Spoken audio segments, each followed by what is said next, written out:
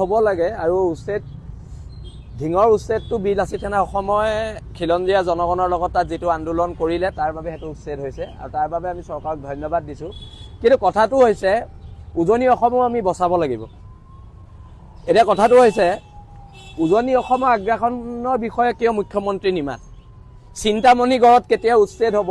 তাক লৈ আমাৰ প্ৰশ্ন আছে আৰু যদি চিন্তামণি গড়ৰ উচ্ছেদৰ বিষয়ে চৰকাৰে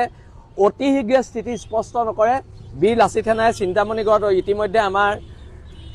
আলোচনা বিলোচনা চলিছে কিন্তু চিন্তামণি গড়ত কিন্তু এখন ভয়াবহ সংঘৰ্ষ হ'ব আৰু তাৰ বাবে চৰকাৰ জগৰীয়া হ'ব আৰু এই সংঘৰ্ষ যদি হ'ব নালাগে তেনেহলে অতি শীঘ্ৰে চিন্তামণি গড়ত উচ্ছেদ কৰক চিন্তামণি গড়ৰ খিলঞ্জীয়া মানুহক বহিয়া বাংলাদেশী মূলৰ মানুহে হানি খুচি হত্যা কৰিবলৈ বাকি আছে তেওঁলোকৰ অধিকাৰ তেওঁলোকে আনকি মাছ মৰাৰ অধিকাৰ তাত হেৰুৱাই পেলাইছে আৰু বিশেষকৈ মিচিং জনগোষ্ঠীয় লোকসকলে তাত মাছ মাৰিব যাব নোৱাৰা হৈছে সেই খণ্ডযুক্ত মানুহৰ উৎপাতত আৰু যদি